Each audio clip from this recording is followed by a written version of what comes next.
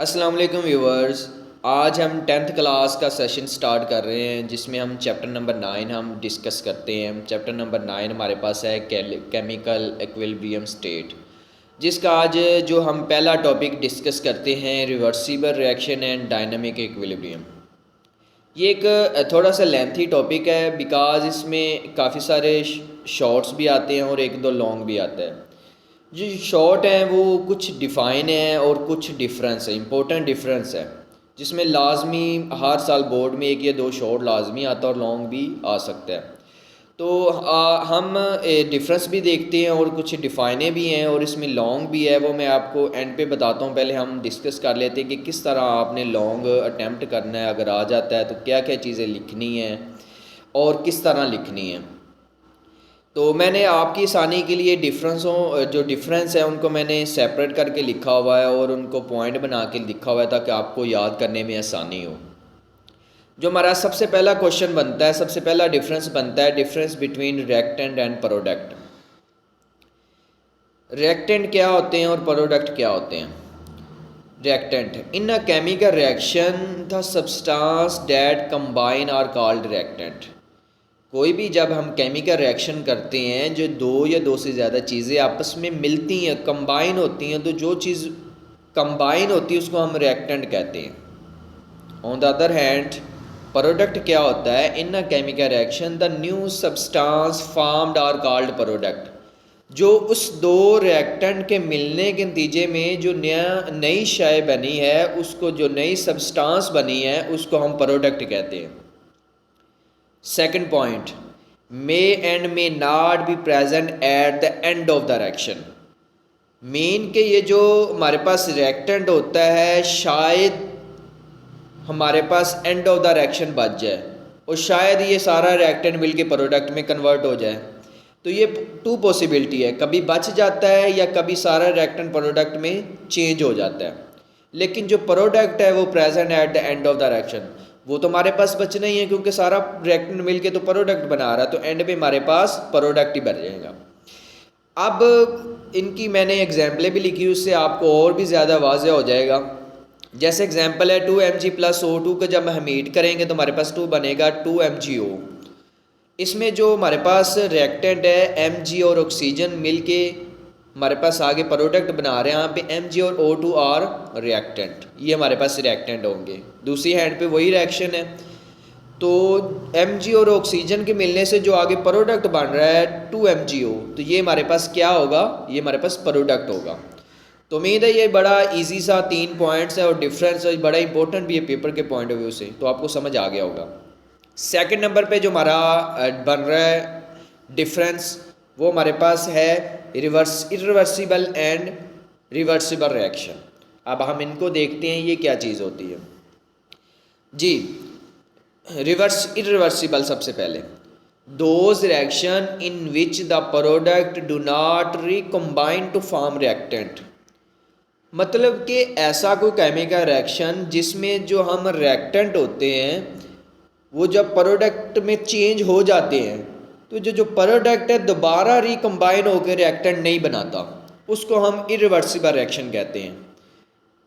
मतलब कुछ ऐसा होता है ना, जैसे आगे मैं रिवर्सिबल को भी पढ़ लेता हूँ। Those reaction in which product can recombine to form reactant, मतलब कि ऐसे केमिकल रिएक्शन जिसमें जो रिएक्टेंट मिलके प्रोडक्ट बना देता है, मगर जो प्रोडक्ट है दोबारा फिर मिलके रिकम्बाइन होकर रिएक्टेंट बना देते हैं, तो वो रिवर्सिबल होते हैं। और जिनमें दोबारा रिएक्टेंट नहीं बनाते वो इरिवर्सिबल होते हैं। आगे सेकंड पॉइंट पे चलें तो they are suppose to complete, मतलब जो सारे रिएक्टेंट मिलके प्रोडक्ट में चेंज हो गया तो ये मतलब मुकम्मल हो चुका है रिएक्शन। इसको हम दोबारा करने की हमें ज़रूरत नहीं है, क्योंकि दोबारा जो रिएक्टेंट प्रोडक्ट वो रिएक्टेंट नहीं बना रहे, तो रिएक्शन मुकम्मल हो चुका है। इधर दूसरी तरफ they never go to completion, वो कम्प्लीशन की तरफ नहीं जाएगा बिकॉज रिएक्टेंट मिलके प्रोडक्ट बना रहे, प्रोडक्ट मिलके रिएक्टेंट बना रहा है, तो रिएक्शन चल रहा है, मुकम्मल नहीं हो रहा। Third point, it is represented by single arrow. इसमें सिंगल एरो से इस्तेमाल होगा इरिवर्सिबल में, क्योंकि रिएक्टेंट मिलके प्रोडक्ट बना रहे हैं, उसके बाद रिएक्शन स्टॉप हो गया, एंड हो गया है, दोबारा से पीछे जाने की ज़रूरत ही नहीं, इसलिए हम सिंगल एरो इस्तेमाल करते हैं। रिवर्सिबल में डबल एरो बिकॉज एक रिएक्टेंट से प्रोडक्ट का और एक प्रोडक्ट से रिएक्टेंट का, तो इसलिए हम इसको दो एरो से इस्तेमाल करते हैं, दो एरो इस्तेमाल करते हैं इसलिए। आगे एग्जांपल मैंने दो एग्जांपलें दी हुई हैं, जो एग्जांपलें ये ना ऑपोजिट लिखी गई हैं। इरिवर्सिबल की एग्जांपल है ग्रो इन हाइट, मतलब कि हाइट में जब ग्रो हमारी जब हाइट बढ़ जाती है तो दोबारा उसे पीछे की तरफ हम नहीं ला सकते, तो ये है इरिवर्सिबल की, दूसरी तरफ लिखी गई है माजरत। और दूसरी एक है इरिवर्सिबल की है turning of water into ice. देखें वाटर आइस में चेंज हो रहा है और आइस वाटर में चेंज हो रही है, तो ये दोनों रिवर्सिबल हो रहे हैं, एक फॉरवर्ड जा रहा है और एक रिवर्स आ रहा है।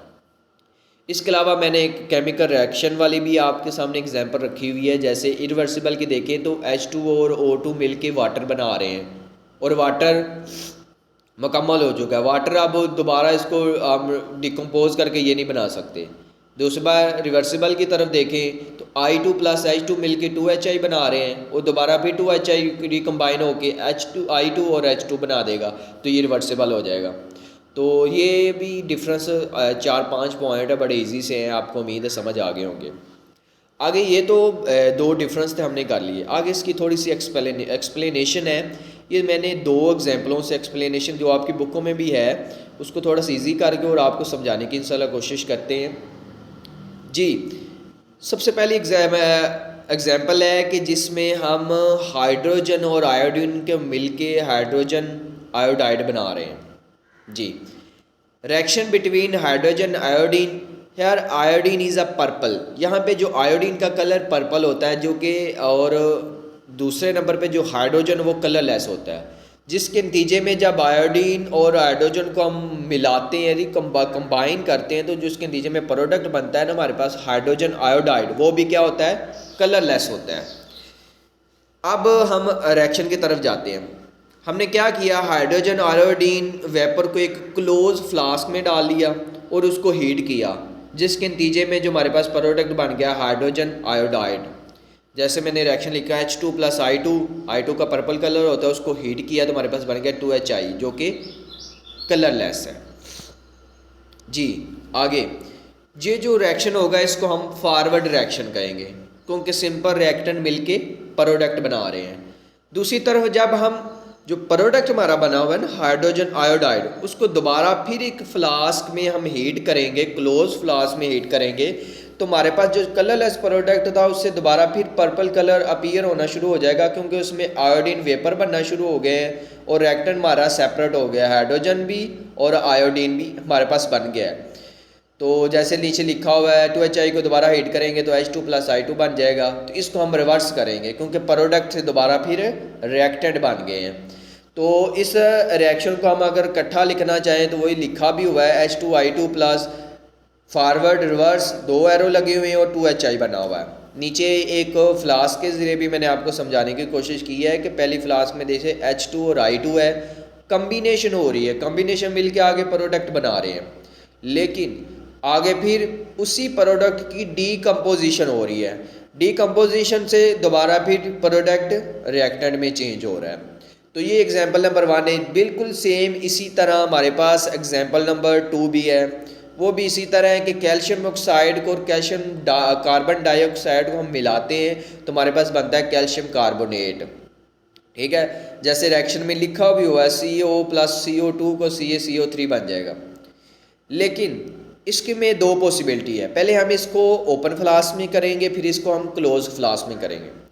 अगर हम इस रिएक्शन को ओपन फ्लास्क में करते हैं, जैसे कि भी मैंने जो प्रोडक्ट बना हुआ है ना CaCO3 को मैंने डिकम्पोज किया है और CaO प्लस CO2 बन गया है, लेकिन इसमें क्या होगा, ओपन फ्लास्क के जो दो कार्बन डाइऑक्साइड है ना वो उड़ जाएगा एयर में, वो क्या हो जाएगा, लीव हो जाएगा, तो हमारे पास रिएक्शन हो जाएगा। लेकिन इसको हम दोबारा क्लोज फ्लास्क में करते हैं तो रिएक्शन ऊपर में जो ओपन फ्लास्क के हमारे पास रिएक्शन मुकम्मल हो गया था, क्योंकि वो उड़ गया था, दोबारा से वो रिएक्टेंट में चेंज नहीं होने वाला।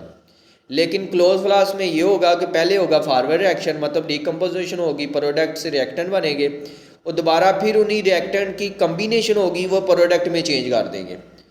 तो हमारे पास रिएक्शन स्टॉप नहीं होगा, वही बात हो जाएगी कि रिएक्शन होता रहेगा, रिएक्टेंट से प्रोडक्ट, प्रोडक्ट से रिएक्टेंट, ये सर्कल चलता रहेगा। आगे जी क्या होता है, आगे थोड़ी सी उन्होंने इसकी एक्सप्लेनेशन और दी हुई है कि इसमें क्या हुआ। जो क्लोज फ्लास्क में हमने किया है reaction, in the beginning forward reaction is fast. वो कहते हैं कि स्टार्ट में जो हमारे पास फॉरवर्ड रिएक्शन था वो तेज़ था, फास्ट था, बिकॉज के उसमें जो रिएक्टेंट मिल के प्रोडक्ट बना रहे थे। लेकिन इवेंचुअली क्या हुआ, रिवर्स रिएक्शन स्पीड अप हो गया और दोनों एक रेट पे चले गए। तो इस स्टेज पे जो डीकम्पोजिशन है और कम्बिनेशन टेक प्लेस हो गई है at the same rate but opposite direction. उनका रेट तो चेंज हो गया है, रेट उनका सेम हो गया, लेकिन है तो अपोजिट डायरेक्शन में ना। एक फॉरवर्ड जा रहा है और एक वापस आ रहा है। रिएक्टेंट से प्रोडक्ट बन रहे हैं, प्रोडक्ट से रिएक्टेंट बन रहे हैं। तो इस सारे प्रोसेस से हमने एक डेफिनेशन निकाली है केमिकल इक्विलिब्रियम वाली। उसमें ये हो रहा है कि जो हमारे पास रेट ऑफ फॉरवर्ड रिएक्शन है फिर रेट ऑफ रिवर्स रिएक्शन है वो हो रहा है सेम, लेकिन कंपोजिशन ऑफ मिक्सचर में कोई फ़र्क नहीं आ रहा।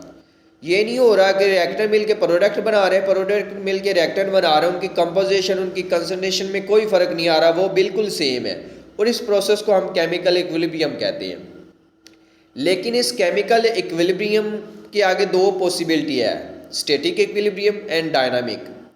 स्टैटिक इक्विलिब्रियम में क्या होता है कि जो रिएक्शन होता है वो सीज हो जाता है, मतलब स्टॉप, ख़त्म।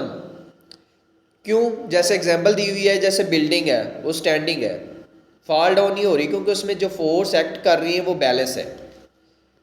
सेकेंड हैंड पे डायनामिक में क्या होता है, रिएक्शन स्टॉप नहीं होता, उसमें रेट ऑफ फॉरवर्ड और rate of reverse reaction equal हो जाते हैं, और लेकिन होते ऑपोजिट डायरेक्शन में। रिएक्टेंट प्रोडक्ट में चेंज हो रहा है, प्रोडक्ट रिएक्टेंट में हो रहा है, रेट उनके सेम चल रहे हैं, डायरेक्शन ऑपोजिट है, रिएक्शन स्टॉप नहीं हो रहा, रिएक्शन होता रहेगा, मुकम्मल नहीं हो पाएगा। इसको हम डायनामिक कहते हैं। ये लेकिन इनके नीचे एक ग्राफिकल एक्सप्लेनेशन भी है कि कैसे, जैसे मैंने पीछे बताया कि पहले क्या होता है कि फॉरवर्ड रिएक्शन का रेट फास्ट होता है लेकिन फिर अचानक कम होना शुरू हो जाता है, और नीचे से रिवर्स रिएक्शन का पहले कम होता है फिर ज़्यादा होना शुरू हो जाता है, दोनों जाके इक्विलिब्रियम पे स्टॉप हो जाते हैं। ठीक है, तो ये ग्राफिकल एक्सप्लेनेशन भी आपको पता होना चाहिए। एक तरफ हम रेट ऑफ रिएक्शन लेंगे, नीचे हम टाइम लेंगे। लास्ट में जो हमने काफ़ी सारी डिस्कशन की है फॉरवर्ड की और रिवर्स की, तो उन्होंने इसका भी एक डिफरेंस निकाला हो, ये भी इंपॉर्टेंट डिफरेंस है, पेपर में आने वाला है, इसको भी ध्यान से आपने कर लेना है कि बिल्कुल इजी सा जो पीछे बातें की है। जिस फार्मूले में क्या होता है, रिएक्टेंट मिल के प्रोडक्ट बनाते हैं, और रिवर्स में क्या होता है, प्रोडक्ट मिल के रिएक्टेंट बनाते हैं। ये मैंने प्रोडक्ट लिखा हुआ है, इसके लिए माजूद यहाँ पे रिएक्टेंट आता है, in which product react to form reactant. दूसरे नंबर पे जो फॉरवर्ड है उसमें क्या होता है कि लेफ़्ट टू राइट होता है, सिंपल सी बात है, रिएक्टेंट मिल के प्रोडक्ट बना रहे हैं, और उधर राइट टू लेफ़्ट होता है। जो फॉरवर्ड है इनिशियल स्टेज पे बड़ा फास्ट होता है, फिर स्लो जाता है, और ये इनिशियल पे कम होता है फिर ये फास्ट हो जाता है। नीचे वही बात की है, टू स्लो डाउन ग्रेजुअली, ये ग्रेजुअली स्लो डाउन होता है और ये स्पीड अप ग्रेजुअली होता है। तो उम्मीद है आपको समझ आ गई होगी। इंशाल्लाह हम नेक्स्ट वीडियो में मुलाकात करते हैं आगे जो इसकी माइक्रोस्कोपिक खसूसियात है। तो आज के लिए अल्लाह हाफिज़। और इसके अलावा अगर आपको कोई मतलब समझ नहीं आता तो आप कमेंट में मुझसे आप पूछ सकते हैं, किसी भी चीज़ के बारे में कोई भी आपको पॉइंट समझ नहीं आया आप मुझसे पूछ सकते हैं। ठीक है, अल्लाह हाफिज़।